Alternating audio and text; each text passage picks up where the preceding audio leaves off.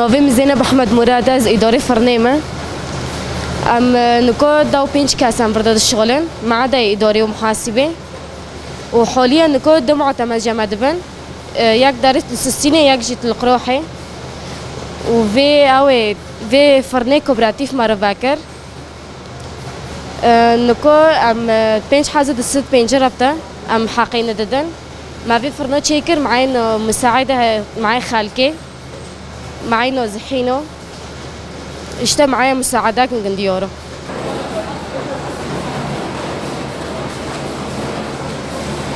اسمي زينب محمد حسنة امج عفريننا هموت الشابو